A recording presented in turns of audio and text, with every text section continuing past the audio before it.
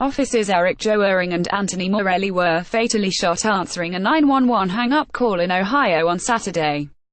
Two police officers in a city near Columbus, Ohio, were shot and killed Saturday while responding to a 911 hang-up call involving potential domestic abuse, the authorities said. Chief Joe Morbitzer of the Westerville Police Department said the officers, Eric Joering, 39, and Anthony Morelli, 54, had responded at 12:10 p.m., 8 minutes after the call, about a potential domestic situation. As they went into the apartment they were immediately met with gunfire, and both officers were shot, Chief Morbitzer said at a news conference on Saturday afternoon. He paused several times to choke back tears. Officer Joering, a 16-year veteran of the department, died at the scene.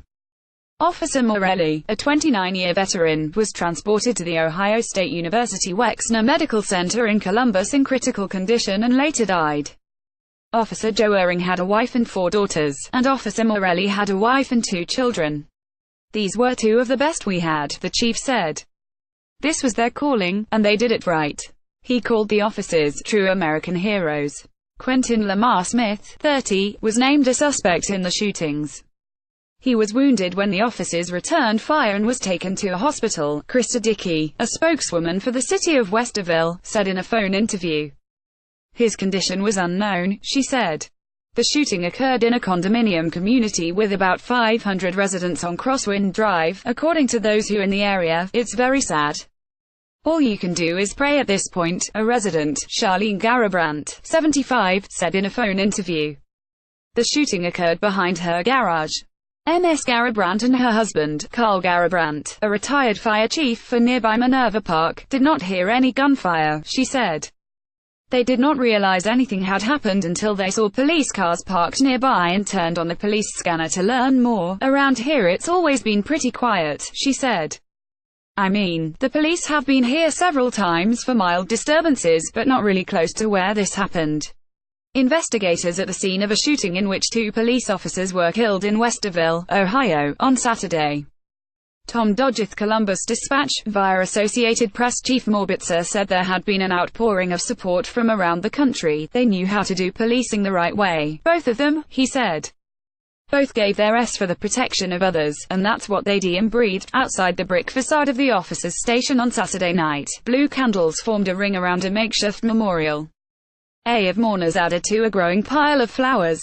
Residents remembered the officers as professional, courteous and caring. I've been in their cruiser a time or 2, said Chip Moon Jr., who visited with his wife, Heather, to pray and listen to a tribute.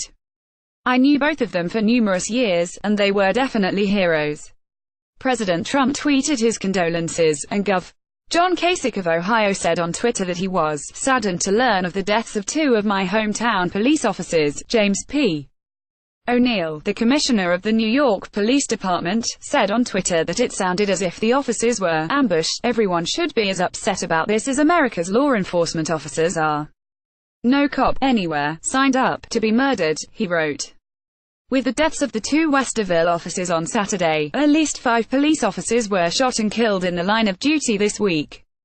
Officer Chase Maddox, 26, of the Locust Grove, GAR, Police Department was shot and killed on Friday as he was trying to serve a warrant with 2 other officers. The suspect was killed. Mr. Maddox was survived by a child and his pregnant wife. In Richardson, Texas, Officer David Sherrod, 37, was shot and killed on Wednesday while responding to a disturbance at an apartment complex. The suspect was believed to have fatally shot an acquaintance before firing at police officers as they entered the apartment. Officer Sherrod, a married father of 2 daughters, was the first officer killed in the line of duty in the department's 63-year history. Deputy Sheriff Micah Flick, 34, of the El Paso County Sheriff's Office in Colorado Springs, Colorado, was shot and killed on Monday when a car theft suspect fired an automatic weapon at officers, according to the authorities. He was survived by his wife and 7-year-old twins.